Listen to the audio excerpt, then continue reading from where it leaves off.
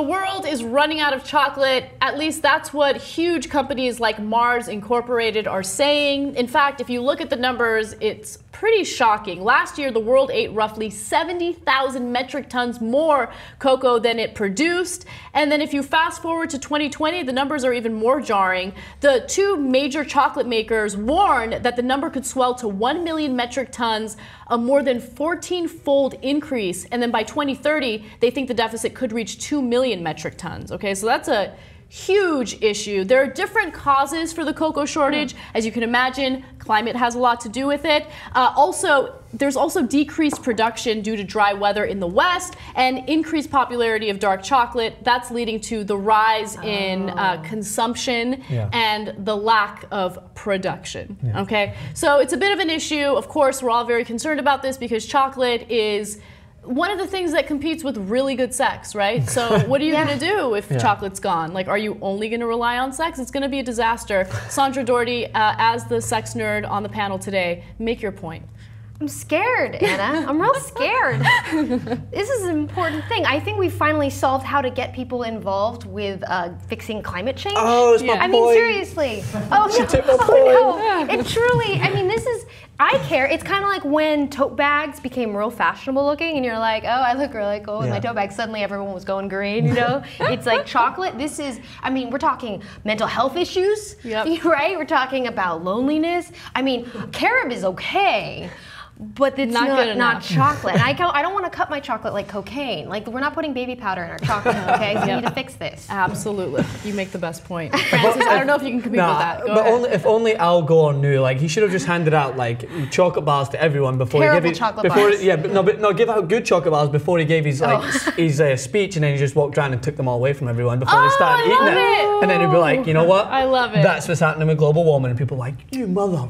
It turns out that Francis is a political strategist on the side. They just didn't know about it. Political science major. No one knows that, but it's funny because every few months a story like this comes out. First it was bacon. Climate change is leading to a decrease in bacon. And then it was coffee. Climate change is leading to a decrease in production of coffee beans. And now they're talking about chocolate. And I think it is a clever way to get people to pay attention because there's obviously something happening to our planet that's leading to a decrease in resources, in agriculture. That's part of the reason why when you have major corporations like Monsanto, it's really a mixed bag, right? Because although Monsanto has been accused of doing some pretty hideous things when it comes to certain farmers, they're also creating crops that are sustainable, even given this whole issue with climate. So this is a really important story, and I like that, you know, researchers, scientists, people in the media are finding ways to make it more appealing to the masses so they pay attention to something as serious as climate change. Now here's the story, or here's the question for the story. Too much of a good thing can be bad. We've all heard that before. Have you ever had to learn this lesson the hard way? Francis. What do you think happens to a Scottish guy in California? A white Scottish guy in California. He gets bombarded by pussy? I don't know. That is a great answer. That is probably, I'm hoping that's the right answer. Right, where was I going again? All right, well, when you usually, apart from that, when you get a white Scottish guy in California, you get sunburn badly. Too much. Less X-rated I mean, it's than I thought. PG-13, but yeah, one day I was walking out in California, the first week I was here, I thought I was all hot shit. I listened to my accent, and then I walk around, and the next minute, like, obviously the sun wasn't like beaming, but it came through the clouds that way. It's kind of like overcast. Woke up the next morning, couldn't move. Sunburn bad. So too much sun is definitely bad for you when you're as white as me. Yeah, you got to protect, man. Wear sunscreen every day, even when there's overcast. You don't want to age, and you don't want to get skin cancer. Yeah, you want to have great skin as you age. Yes. Like, Yes. Yeah, so you have that like professorial, like young but I old can thing. See it. Yeah, for me, actually, every summer I used to go to the New Mexican outback to visit my health nut mentor aunt, who's a wonderful woman. I had a great time, except all I had were like was kale and quinoa and more kale and more quinoa. So I took a 5-pound bag of peanut M&Ms with me, like 5 pounds, a Costco size situation.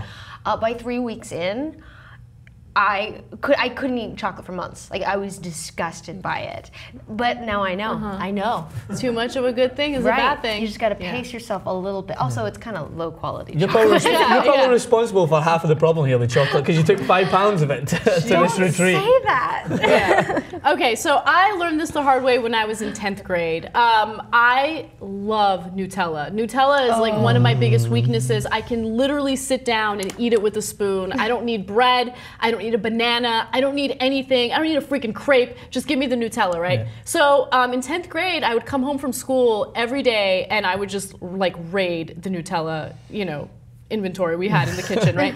I would just like put it on pita even though I didn't need it. I would then like have spoons of it and I gained weight real fast, okay? So I gained around 15 pounds and I was chubby, man. And it took a lot to lose that weight. I mean, it's so easy to gain it, so hard to lose it. And so I learned like, look, just because it's delicious and just because your body is telling you eat me doesn't mean that you have to go out there and eat it, right? It is a kind of drug. It's a drug. It is a drug. It is. I mean, there are studies out there that show you that food addiction is very similar to drug addictions, right? So if you eat something really tasty, the same part of your brain is activated as the same part that is activated when you're snorting cocaine. That wasn't the most eloquent way of saying it, but you guys get the point.